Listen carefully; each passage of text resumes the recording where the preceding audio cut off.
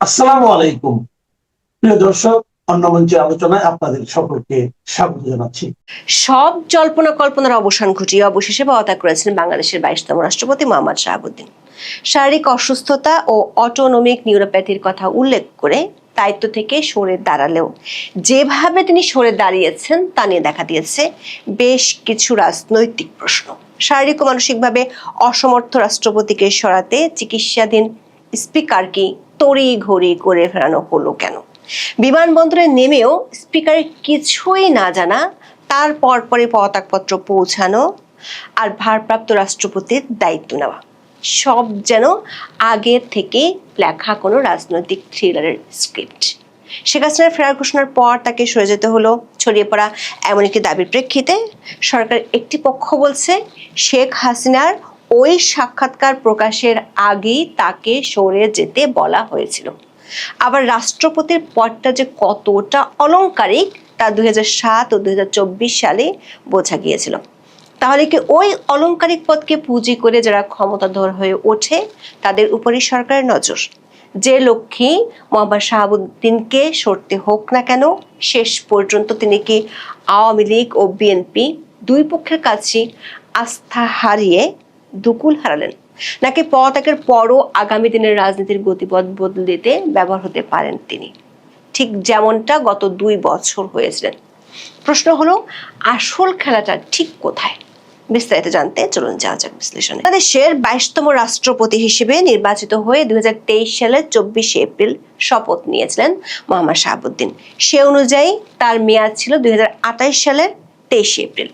গত কয়েকদিন ধরে মোহাম্মদ শাহাবুদ্দিন পদত্যাগ করছেন অথবা সরকার তাকে সরিয়ে দিতে চায় বলে তিনি সরে যাচ্ছেন, এমন খবরে সরগরম হয়ে উঠেছিল বাংলাদেশের সংবাদ মাধ্যম থেকে শুরু করে রাজনৈতিক আলোচনার টেবিল। রাষ্ট্রপতি শুক্রবার পদত্যাগ করতে যাচ্ছেন এমন খবর আরো পাকাপোক্ত হয় যখন বাংলাদেশের জাতীয় সংসদের স্পিকার হাফিজ উদ্দিনকে থাইল্যান্ড থেকে সফরের মাঝ পথে উড়িয়ে আনা হয়। গত 19 জুলাই স্পিকার চিকিৎসার জন্য থাইল্যান্ড গিয়েছিলেন। তার ফেরার কথা ছিল 26 জুলাই। তড়িঘড়ি করে সরকার অনুরোধে তিনি 2 দিন আগে ফেরত আসায় প্রশ্ন ওঠে, সরকার এত তাড়াহুড়ো কেন করছে? আবার সরকারের শীর্ষ ব্যক্তিরা বিষয়টি নিয়ে সরাসরি কিছুই বলেননি। যেটুকু বলছেন তাতে বিষয়টিকে গণমাধ্যমের গুজব বা অতি কথন হিসেবে তুলে ধরার চেষ্টা করেছেন। এমনকি খোদ স্পিকারই বিমানবন্দরে নেমে সাংবাদিকদের বলেন তিনি তখনও কিছু জানেন না, অথচ এর কিছুক্ষণ পরে তার কাছে পৌঁছে যায় রাষ্ট্রপতির পদত্যাগপত্র। 24 জুলাই বিকেল 5:01 স্পিকার পদত্যাগপত্রটি গ্রহণ করেন। রাষ্ট্রপতির পদত্যাগপত্রটি সামাজিক মাধ্যমে ভাইরাল হওয়ার পর এর ভাষা নিয়ে অনেকেই প্রশ্ন তুলেছেন। আবার তড়িঘড়ি করে স্পিকারকে তার থাইল্যান্ড সফর সংকুচিত করে ফিরে আনায় সরকারের উঠে পড়া লাগার এমন সিদ্ধান্ত নিয়েও অনেকে প্রশ্ন তুলেছেন। তবে স্পিকার সংবাদ সম্মেলনে এসব প্রশ্ন ও সন্দেহকে একেবারেই উড়িয়ে দিয়েছেন। আবার একটি পক্ষ বলছে বাংলাদেশের সাবেক প্রধানমন্ত্রী শেখ হাসিনা ডিসেম্বরে দেশে ফেরার ঘোষণা দেওয়ার পর সরকার রাষ্ট্রপতিকে সরে যেতে বলেছেন। তবে সরকারের শীর্ষ একটি সূত্র বলছে শেখ হাসিনার ওই সাক্ষাৎকার রয়টার্সে প্রকাশিত হয়েছিল 10 জুলাই। সরকারের শীর্ষ মহল থেকে তারও 1 সপ্তাহ আগে সরে যাওয়ার জন্য রাষ্ট্রপতিকে মানসিক প্রস্তুতি নিতে বলেছিলেন। আবার যদিও তিনি সামরিক বাহিনীর সর্বাধিনায়ক, কিন্তু বাস্তবে বাংলাদেশের রাষ্ট্রপতির ক্ষমতা অলংকারিক। প্রধানমন্ত্রী ও মন্ত্রিসভার হাতেই থাকে সব ক্ষমতা। সরকারের একজন মন্ত্রী নাম প্রকাশ না করার শর্তে বলেছেন, রাষ্ট্রপতির হাতে যদি অনেক ক্ষমতা থাকতো তাহলে 2007 সালে অধ্যাপক ইয়াজউদ্দিন 111 কিংবা 2024 সালে মোহাম্মদ শাহাবুদ্দিন আওয়ামী লীগের পতন ঠেকিয়ে দিতে কি পারত না? কিন্তু দুটো সময় দুজন রাষ্ট্রপতি ছিলেন হাতের। এমনকি বি চৌধুরীর বিরুদ্ধে বিএনপি ষড়যন্ত্রের অভিযোগ করে, কিন্তু সেই বি চৌধুরী কি কিছু করতে পেরেছিলেন? আবার আরেকটি পক্ষ বলছে শেখ হাসিনা ডিসেম্বরে দেশে ফেরার ঘোষণা দিয়েছেন, কিন্তু তার বিরুদ্ধে ফাঁসির দণ্ড দেয়া আছে। তাদের আশঙ্কা রাষ্ট্রপতি এই দণ্ড মওকুফ করে দিতে পারেন। স্বরাষ্ট্র ও আইন মন্ত্রণালয়ের কর্মকর্তারা বলছেন সবশেষ 13 বছর পলাতক থাকার পর ফিরে এসেছেন যুদ্ধাপরাধের দায়ে ফাঁসির দণ্ডে দণ্ডিত জামাত নেতা আবুল কালাম আজাদ। ফিরে এসে তাকে একদিনের জন্য জেলে যেতে হয়নি, এমনকি তিনি জামিনও চাননি। পুরো প্রক্রিয়াটি করেছে তখনকার অন্তর্বর্তী সরকার ও সরকারের স্বরাষ্ট্র মন্ত্রণালয়।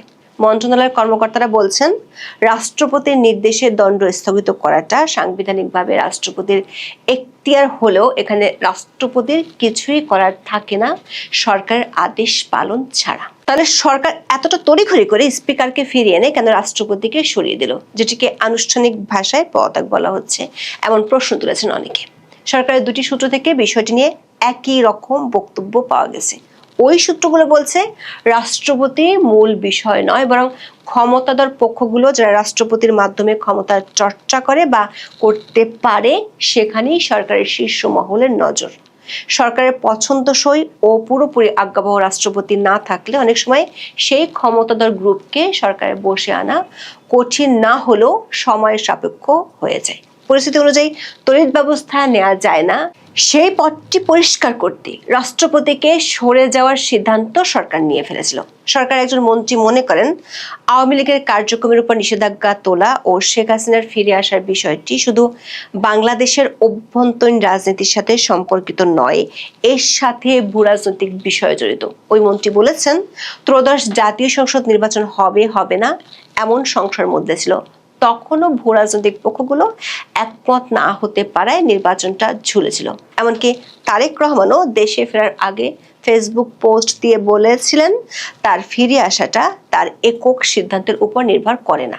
যে কারণে এসব রাজনৈতিক ইস্যুর মোড় ঘুরিয়ে দেওয়ার বিষয়টি বঙ্গভবনে কে থাকলো তার উপর খুব বেশি নির্ভর করে না। দর্শক, স্পিকারের কাছে পাঠানো পদত্যাগপত্রে মোহাম্মদ শাহাবুদ্দিন লিখেছেন, এখনো পর্যন্ত নিষ্ঠা, সততা ও সংবিধানের প্রতি পূর্ণ আনুগত্যের সঙ্গে তিনি দায়িত্ব পালন করেছেন।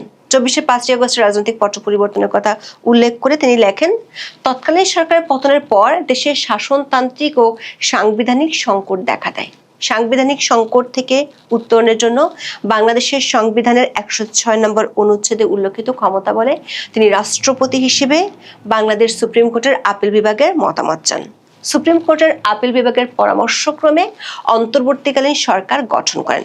মোহাম্মদ শাহাবুদ্দিন চিঠিতে উল্লেখ করেন, বর্তমানে সরকারি দল ও বিরোধী দল গণতান্ত্রিক চর্চার মধ্য দিয়ে জাতীয় সংসদে নিজ নিজ দায়িত্ব পালন করছে।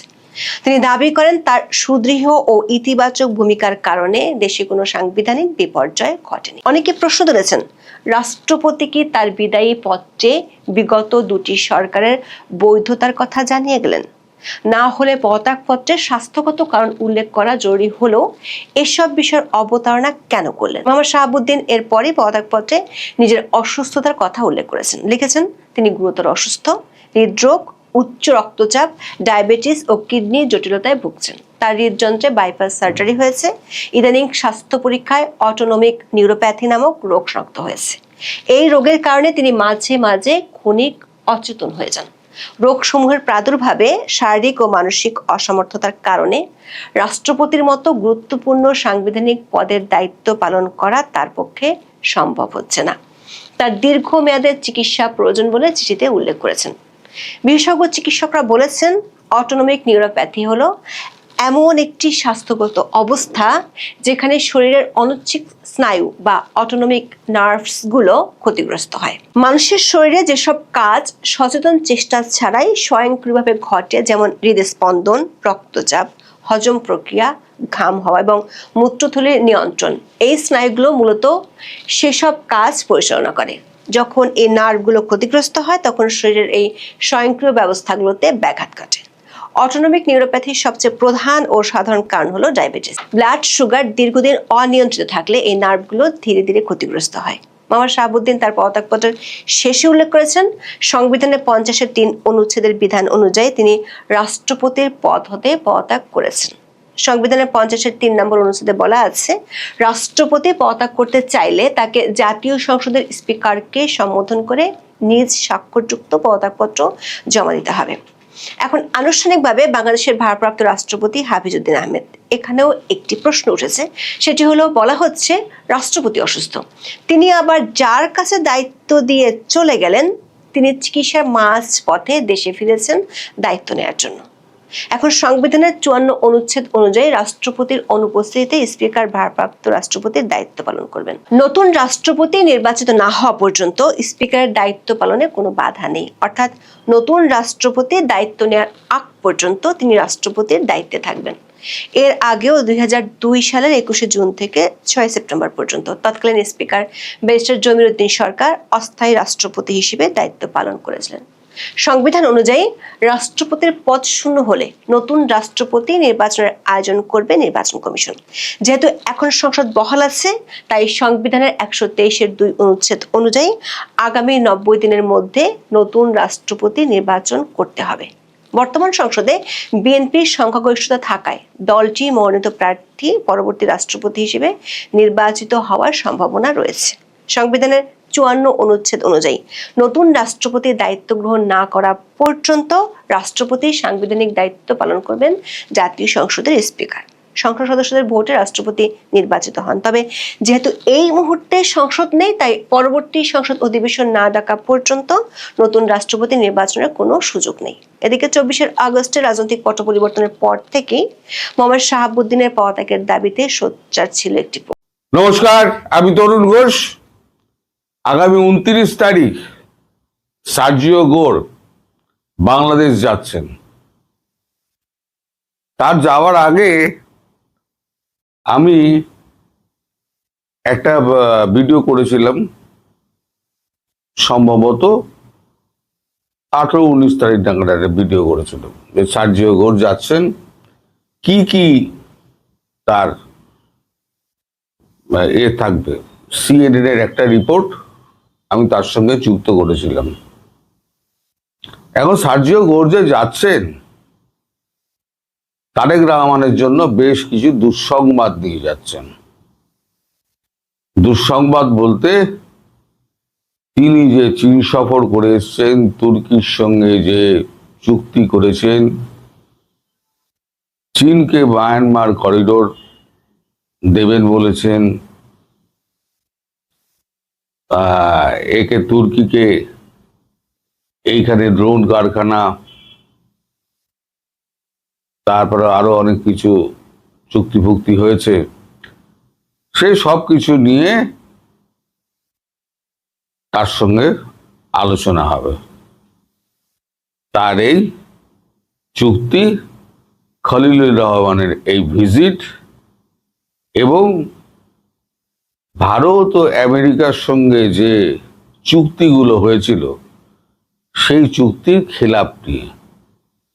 এছাড়া আছে আপনার বাংলাদেশের সংখ্যালঘু নির্যাতন, আওয়ামী লীগকে নিষিদ্ধ করা। এখন তিনি যে যাচ্ছেন, যেটুকু খবর পাওয়া যাচ্ছে, তিনি সব দলের সঙ্গে বসবেন। বিএনপি জামাতের সঙ্গে বসবেন, এনসিপির সঙ্গে বসবেন, সবার সঙ্গে বসবেন, জাতীয় পার্টি সবার সঙ্গে বসবেন। বসে তার দুদিনের সফর, এই দুদিনের সফরে তার একেবারে টাইট শিডিউল। এখন তার যা হাবভাব এবং G7-এ মোদির সঙ্গে সাইডলাইন বৈঠক যেটা হয়েছিল ডোনাল্ড ট্রাম্পের, সেখানে ডোনাল্ড ট্রাম্প পরিষ্কার বলেছিলেন, ভুল আমাদের হয়েছে, আমরাই এটা ঠিক করব। তা ঠিক করার রাস্তা কি?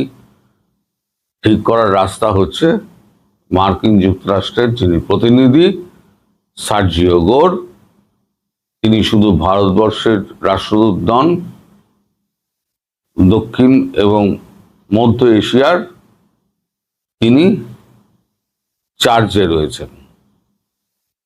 এখন তিনি গিয়ে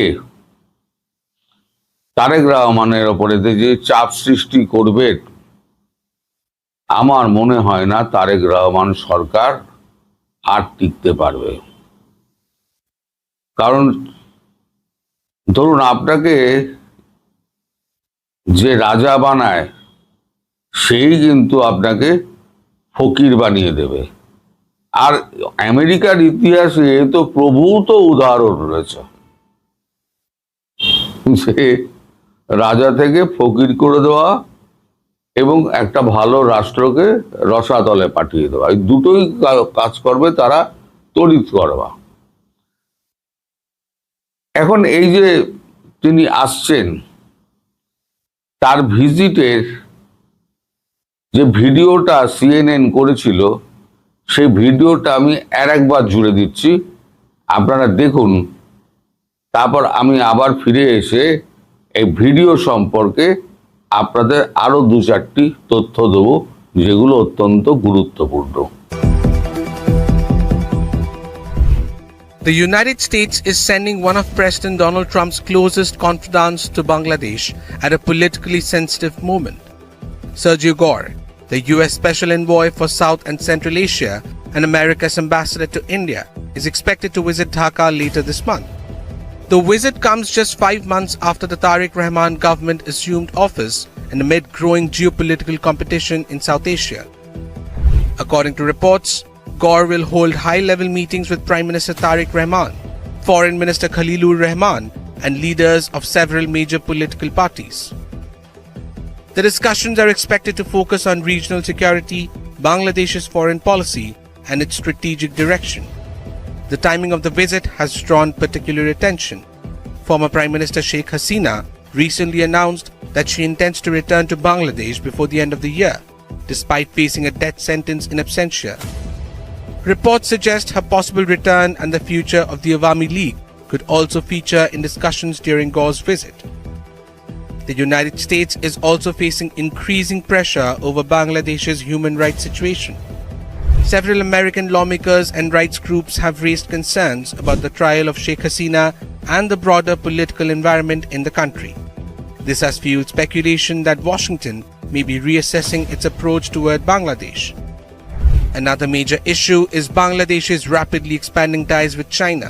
Prime Minister Tariq Rahman recently visited Beijing, where he saw Chinese investment in major infrastructure projects, including the Teesta project, the modernization of Mongla Port, and Special Economic Zone in Chittagong.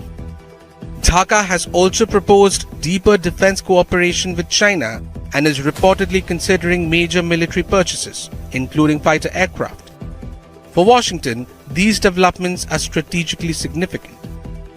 The United States is also expected to seek clarity on China's proposed Bangladesh-Myanmar-China Economic Corridor, a project that could reshape regional connectivity and influence.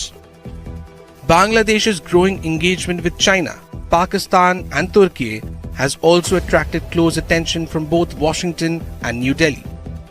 Bangladesh has also stepped up engagement with Turkey in recent months. Turkish Foreign Minister Hakan Fidan visited Dhaka as both countries explored closer diplomatic and strategic cooperation. The growing ties with Turkey alongside Bangladesh's outreach to China and other regional powers are expected to be closely watched by Washington during Sergio Gore's visit. Against this backdrop, Sergio Gore's visit is expected to be more than a routine diplomatic engagement. It will be an opportunity for the United States to assess Bangladesh's political trajectory, reaffirm its strategic interests, and signal how Washington intends to engage with the Tariq Rahman government in an increasingly competitive Indo-Pacific region. এখন তারেক রহমান ভাবছেন তিনি 2-3টে নৌকোয় পা দিয়ে পার হয়ে যাবেন। সে তো হয় না। আপনাকে বসিয়েছে কে? আপনাকে বসিয়েছে আমেরিকা এবং ভারত, তাদের যৌথ সিদ্ধান্তে। কারণ ভারত চেয়েছিল একটা সুস্থির রাষ্ট্র এই মোহাম্মদ ইউনূসের হাত থেকে আপাতত রেহাই পাওয়া যাক, পরে যা হবে দেখা যাবে। আওয়ামী লীগকে ফেরাবেনি, কিন্তু সেটা মোহাম্মদ ইউনূসকে আগে সরিয়ে বিকল্প একটা সরকার স্থাপন করে তারপরেতে সেটাকে দিয়ে ব্যবস্থা করা। সব থেকে মারাত্মক যেটা হলো, এই শাহাবুদ্দিন চুপ্পু রাষ্ট্রপতি, তাকে সরিয়ে দেওয়া। অর্থাৎ আওয়ামী লীগের সঙ্গে যারা সম্পৃক্ত ছিলেন তাদেরকে একে একে তারেক রহমান সরকার বিদায় করছে। তার মানে আওয়ামী লীগকে নিশ্চিহ্ন করে দাও। ভারত এবং মার্কিন যুক্তরাষ্ট্র কেউ এটা মানবে না। বর্তমান পরিপ্রেক্ষিতে দুটো দেশের কেউই মানবে না। এ সম্পর্কে আগেও আমি একটা ভিডিও করেছিলাম। আমি বলেছিলাম যে ভারতকে বলেছে যে আমরা সাহায্য করব। ভারত বলেছিল, প্রথম বলেছিল না আমরা নিজেরাই করে নেব। তারপরে আবার যখন কথাবার্তা হয় তখন বলা হয় ঠিক আছে আপনারা করুন। মার্কো রুবিওর সঙ্গে যখন জয়শঙ্করের কথা হয় আপনারা করুন, ভারতের সাহায্য লাগলে ভারত নিশ্চয়ই করবে। অর্থাৎ মার্কিন যুক্তরাষ্ট্র ধরে রেখে দিন তারেক রহমান সরকারকে ফেলার জন্য এইবারেতে কলকাঠি নাড়তে শুরু করে দেবে।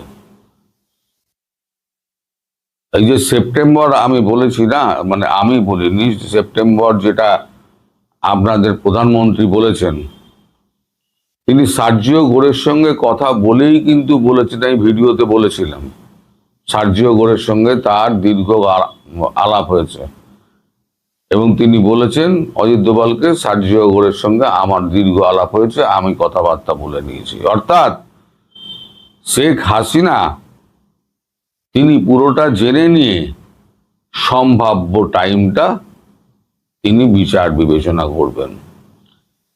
এখন আপনারা বলতে পারেন সেপ্টেম্বরের মধ্যে কি তারেক রহমান সরকার পড়ে যাবে? সেপ্টেম্বরের মধ্যে হয়তো পড়বে না, কিন্তু এমন হাত পা গুলো কেটে দেবে না